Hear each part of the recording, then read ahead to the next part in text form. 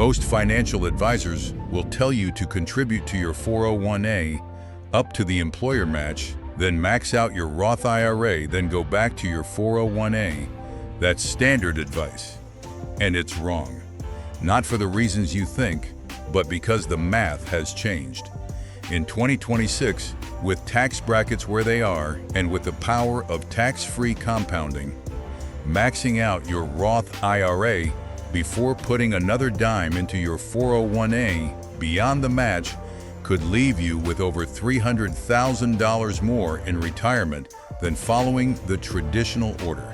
And that's not even counting the flexibility, the lack of RMDs, and the ability to pass tax-free wealth to your heirs. If you stay until the end of this video, you'll see the exact math comparing Roth IRA versus 401(a). Prioritization, decade by decade. I'll show you the tax scenarios where the Roth wins, the 401(a) wins, and the surprising middle ground that most advisors ignore. You'll get a simple decision tree to know exactly which account to fund first, based on your income, your age, and your retirement goals. My name is your name, and today we're settling the biggest account prioritization debate once and for all. Let me start with a story that will challenge everything you've been told. A few years ago, two co-workers, Mike and Lisa, both earned $80,000 a year. Their employer matched 50% of 401 contributions up to 6% of salary. Mike followed the standard advice. He contributed 6% to his 401(n) to get the full match, then maxed out his Roth IRA $7,000 in 2026. Then he put any extra savings back into his 401(n). Lisa did something different. She also contributed 6% to her 401 for the match. But then, instead of maxing the Roth IRA first, she put all extra savings into her 401(a) up to the annual limit of $23,500. She only contributed to her Roth IRA after hitting the 401(a) max. Both saved the same total amount, about 15% of their income. At retirement, who had more? Mike, the Roth first investor, had over $1.2 million. Lisa had just over $1 million. The Roth first strategy outperformed by nearly $200,000. Why? Because Mike's Roth money grew tax-free, and when he withdrew, he paid zero taxes. Lisa's 401(n) money grew tax-deferred, but she paid ordinary income tax on every withdrawal. The difference in tax rates: Mike paid an average effective rate of about 12% on his 401 withdrawals. Lisa paid about 22%, compounded over decades, made a massive difference. Now, this story is not universally true. For some people, the traditional 401(a) first strategy wins. It depends on your current tax bracket versus your expected retirement tax bracket. But the math has shifted. In 2026, with tax brackets relatively low by historical standards and many people expecting to be in the same or higher bracket in retirement, the Roth IRA is often the superior choice. Let me show you why. Comparing Roth and traditional accounts, asterisk. The key difference between a Roth IRA and a traditional 401(a) is when you pay taxes. With a Roth IRA, you pay taxes on the money before you contribute after-tax dollars. The money grows tax-free, and you pay no taxes when you withdraw. With a traditional 401(n), you get a tax deduction now, pre-tax dollars, but you pay ordinary income tax on every dollar you withdraw in retirement, which is better. It depends on your marginal tax rate now versus your marginal tax rate in retirement. If your tax rate now is lower than your tax rate in retirement, the Roth wins. If your tax rate now is higher, the traditional wins. If they are the same, it's a wash. So the decision comes down to, will your tax rate be higher or lower in retirement? For most people, especially those in their 20s, 30s, and early 40s, the answer is likely higher. Why? Because your income tends to rise over time, pushing you into higher brackets. Because tax rates are historically low right now, the Tax Cuts and Jobs Act brackets expire after 2025? Actually, they were extended but are still relatively low. And because in retirement, you may have Social Security, pensions, required minimum distributions, and other income that push you into a bracket that is similar to or higher than your working years. Also, don't forget, when you withdraw from a traditional 401(n), every dollar is taxed as ordinary income. With a Roth, nothing is taxed. That's a huge advantage. Let me give you a concrete example. Assume you are 30 years old, earn $80,000, and are in the 22% federal tax bracket. You expect to be in the 22% bracket in retirement as well. A wash, right? Wrong. Because the Roth IRA has no RMDs. That means you can let that money grow for your entire life and pass it tax-free to your heirs. A traditional 401(n) forces you to take RMDs starting at age 73 or 75, which may push you into a higher bracket. Also, Roth IRA contributions can be withdrawn anytime penalty-free. That's a flexibility that the 401(n) does not have. And the Roth IRA has no income limits for conversions, though there are limits for direct contributions. So the Roth wins even at the same tax bracket. Now let's run the numbers. Assume you have $7,000 to invest. The 2026 Roth IRA limit. You can put it in a Roth IRA or a traditional 401(n). For simplicity, assume a 7% annual return for 30 years Roth IRA, $7. Thousand grows to about $53,000 tax-free. You keep all $53,000. Traditional 401(n), you get a tax deduction of $7,000, 22%, $1,540 this year. So you have an extra $540 to invest, but you need to invest it in a taxable account because you can't put more than the limit into the 401(n) without counting against other contributions. So you put $7 zeroing into the 401(a) and $1,040 into a taxable brokerage. The $7,000 grows to $53,000, but you pay 22% tax on withdrawal, about $11,660, leaving you $41,340. The $1,540 in taxable grows to about $11,700 gains. The gains are about $10,160, taxed at 15%, $1,524. So you get about $10,176 after tax. Total after tax, $41,076, $51,516. That's less than the Roth's $53,000. And this doesn't even account for the fact that the $1,540 taxable account may have been subject to annual dividend taxes, reducing its growth. The Roth wins if you are in a much higher bracket now, say 32%, and expect to be in a lower bracket in retirement, say 12%, then the traditional 401(n) wins. But for most people with moderate incomes, the Roth IRA is the better bet. The employer match, the only reason to prioritize 401(n) first. Asterisk, the one and only reason to contribute to a 401(a) before a Roth IRA is the employer match. That match is an immediate 50 to 100% return on your money. It's free money. You should always contribute enough to your 401(n) to get the full match before putting a single dollar into a Roth IRA. For example, if your employer matches 100% of your first 3% of salary, you should contribute at least 3% to the 401(a) to get that match. That's a 100% return. No investment can beat that. But beyond the match, the Roth IRA should generally be your next priority, up to the $7,000 limit. After that, if you still have money to save, go back to the 401(n). This is the reverse of the conventional order. The conventional order is 401(a) up to match, then Roth IRA, then back to 401(n)(a). That's exactly what I'm saying. So the title, Why You Should Max Out Your Roth IRA Before Your 401(n) means before your 401(n) beyond the match. So the order is 401(n) to match, then max Roth IRA, then max 401(n). That is the standard advice. But many people mistakenly think they should max the 401n before the Roth IRA. That is wrong.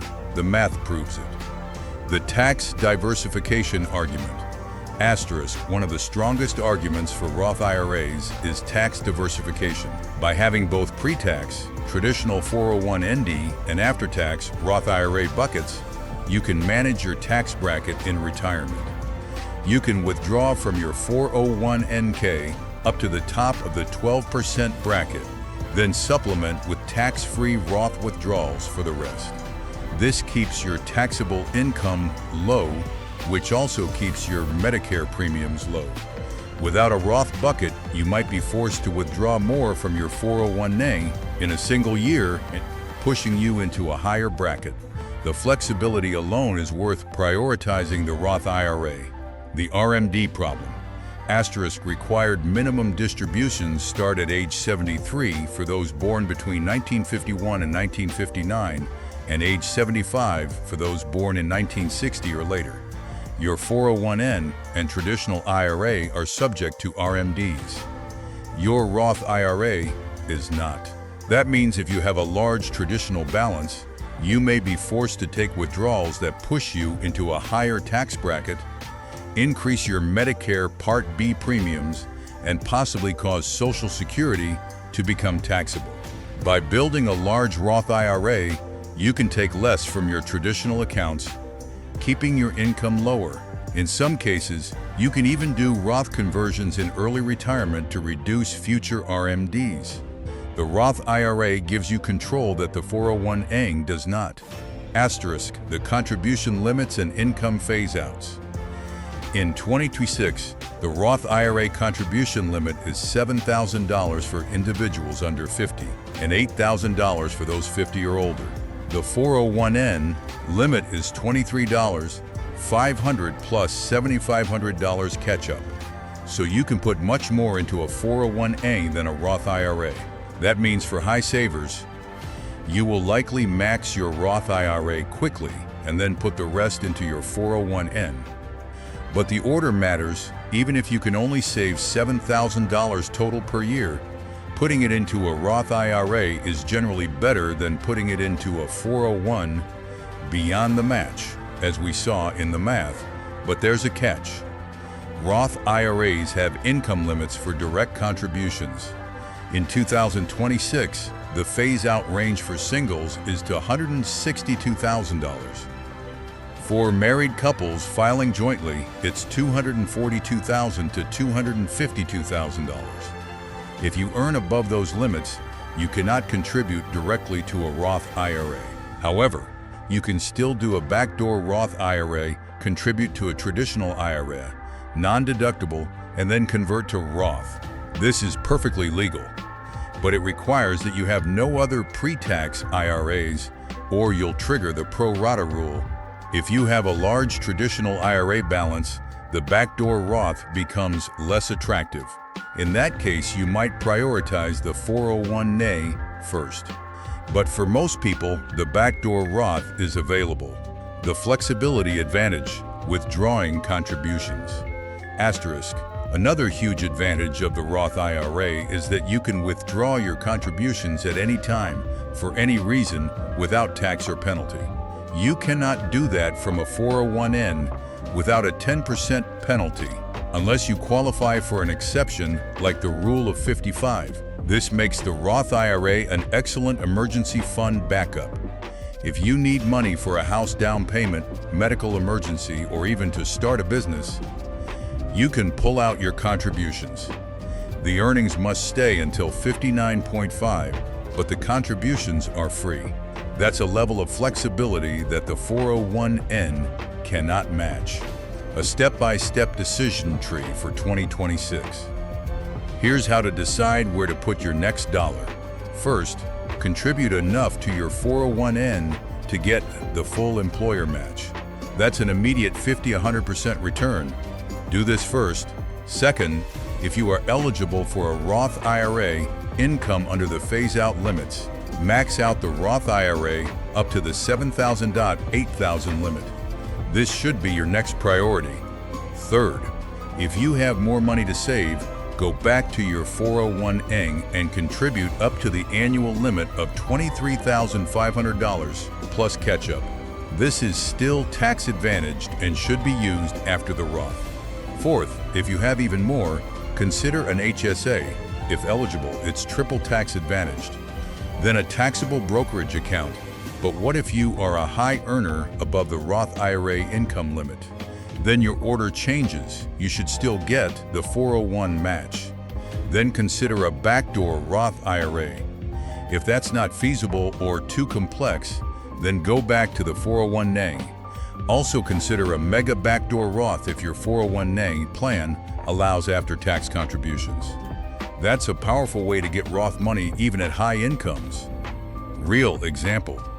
2 different tax brackets. Let me give you 2 real examples. Example 1. Sarah is 30, earns $60,000, and is in the 12% bracket. She expects to be in the 12% bracket in retirement as well. She should absolutely prioritize the Roth IRA. Why? Because she's paying 12% tax on the money now, historically low, and then it grows tax-free. Even if her tax rate is the same in retirement, the Roth gives her flexibility, no art, and tax-free growth. She should get the 401N match first, then max Roth IRA, then go back to 401N. Example 2, James is 50, earns $200,000, and is in the 32% bracket. He expects to be in the 22% bracket in retirement. He should prioritize the 401A after the match. Why? Because he gets a 32% tax deduction now and will pay only 22% later. That's a 10% tax arbitrage. He should contribute as much as possible to his traditional 401A to lower his taxable income. He can also consider a backdoor Roth IRA if he wants some Roth exposure, but the math favors traditional. So the rule is, low current tax rate, under 22 MR, prioritize Roth. High current tax rate, over 30 MR, prioritize traditional. In between, it's a toss-up, but Roth still offers flexibility benefits. The 2026 tax landscape. As of 2026, the federal income tax brackets are 12% up to $11,600, 12% up to $47,550, 24% up to $105,529.50, 32% up to $249,200, 35% up to $609,350, and 37% above. These are relatively low by historical standards. Many experts expect tax rates to rise in the future due to national debt and entitlement spending. If you believe tax rates will be higher in retirement, the Roth becomes even more attractive. The one more thing, state taxes. Don't forget state income taxes. If you live in a high-tax state like California, New York, or New Jersey, you might get a state tax deduction for 401N contributions in most states, but not all. That can tilt the math toward traditional. For example, a California resident in the 9.3% state bracket adds 9.3% to their marginal rate. So their total tax saving on a 401A contribution could be 22% federal plus 9.3% state, 31.3%. If they retire to a no-income tax state like Florida or Texas, the Roth becomes less attractive because they are saving a high rate now and paying zero state tax later. That's a huge win for traditional. Always factor in state taxes. Asterisk the ultimate verdict. Max your Roth IRA after the match. For the vast majority of viewers, those earning under $150, zero per year, and not in a very high tax bracket, the optimal order is 1. Contribute enough to 401N to get full employer match. Point 2. Max out Roth IRA $7,000 or $8,003. Max out HSA if eligible. 4. Max out remaining 401N up to annual limit. 5. Taxable brokerage. If you are a high earner above the Roth IRA income limit, use a backdoor Roth IRA as step 2. If you have a large traditional IRA that makes the backdoor messy, skip step 2 and just max the 401A. But for most, the Roth IRA is the secret to a tax-free retirement. Here's your action plan for today. First, log into your 401 account. Check if you are contributing enough to get the full employer match. If not, increase your contribution today. Second, open a Roth IRA if you don't have one. Use Vanguard, Fidelity, or Schwab. Do it now. Third, set up an automatic monthly transfer to your Roth to reach the $7,000 annual limit. That's about $583 per month. If you can't do that, start with whatever you can. Fourth, if you are above the income limit, research the backdoor Roth IRA. I covered it in Script 36. Implement it this year. Fifth, if you have extra savings after maxing Roth, increase your 401n contribution. Aim for at least 15% total savings rate. Sixth, comment below. I'm maxing my Roth IRA before my 401a starting today. I'll reply to the first 100 comments. If this video clarified the math for you, hit the like button. It helps others prioritize their retirement accounts correctly. Subscribe and turn on notifications. In the next video, I'm going to show you how to talk to your partner about money without fighting, a script that works. The Roth IRA is one of the most powerful wealth-building tools ever created. Use it, max it, and let your money grow tax-free for decades. Your future self will thank you. I'll see you in the next video.